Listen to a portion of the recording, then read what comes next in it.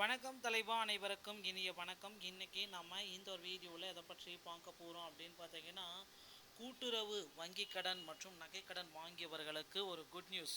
என்ன அந்த good news? பணம் கட்டவில்லையா, ஏலத்திலிருந்து பணத்தை மீட்க ஒரு சில முக்கியமான தகவல்கள் மற்றும் நகைக்கடன் தள்ளுபடியை குறித்து முதல்வர் வெளியிட்ட அந்த மகிழ்ச்சியான அறிவிப்பு எப்பொழுது?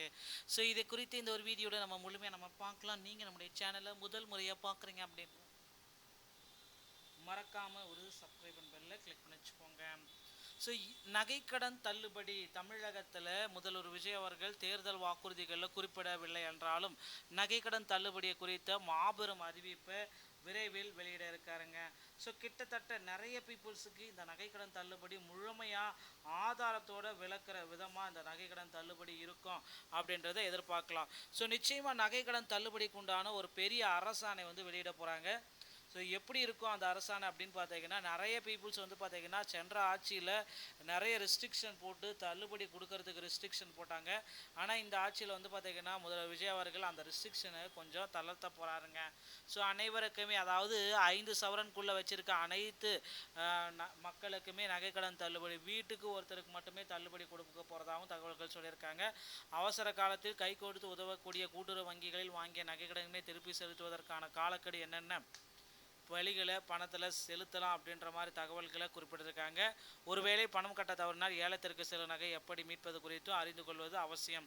ஸோ இனி பார்த்தீங்கன்னா ஏலத்திற்கு செல்ல வழிவகை இல்லாமல் அது இஎம்ஐ மூலமாகவும் அந்த நகை கடன்களை நீங்கள் கட்டுறதுக்கு உண்டான ஒரு அறிவிப்பை ரிசர்வ் வங்கியும் நமக்கு வெளியிட்டிருக்கு.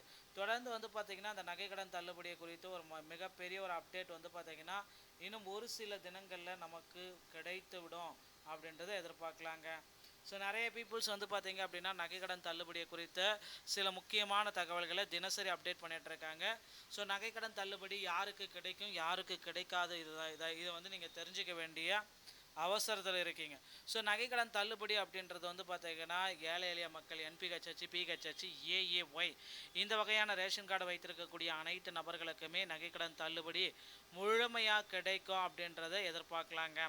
ஸோ நிறைய பீப்புளுக்கு இந்த நகைக்கடன் தள்ளுபடியை உடனடியாக கொடுக்கலாம் அப்படின்ற மாதிரி சில கருத்துக்கள் போயிட்டுருக்கு. அவசர தேவைக்காக அடகு வைக்கக்கூடிய நகைகளை பேங்க்கில் வச்சுருக்காங்க அப்படின்றதுனால கூட்டுறவு வங்கிகளில் முதற்கட்டமாக கொடுக்கலாம்.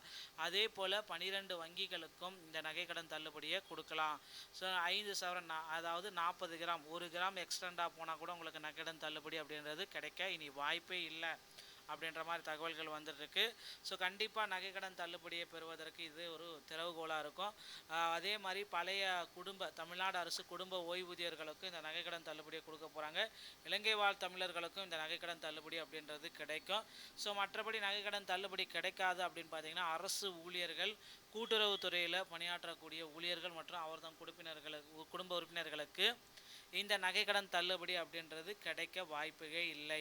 ஸோ இதை பேஸ் பண்ணி தான் நகைக்கடன் தள்ளுபடியை விரைவில் அரசு அறிவிக்க இருக்காங்க. பொறுத்து நாம் பார்க்கலாம். ஸோ நகைக்கடன் தள்ளுபடியை பெறுவதற்கு நீங்கள் இப்போந்தே உங்களை நீங்களே தயார்படுத்தி கொள்ளுங்கள் மக்களே. இதற்கான ஒரு அரசாணை பார்த்தீங்கன்னா இந்த ஜூன் மாதம் 15ஆம் தேதியிலேருந்து 30ஆம் தேதிக்குள்ளார முதல்வர் விஜய் அவர்கள் வெளியிட இருக்காரு. சரியாயிக்கோங்க. இந்த தகவல்கள் உங்களுக்கு பிடிச்சிருந்தா நீங்கள் நம்முடைய சேனலோட இணைந்திருங்கள். மீண்டும் ஒரு நல்ல தகவலோடு நான் உங்களை சந்திக்கிறேன். நன்றி, வணக்கம், தேங்க்யூ.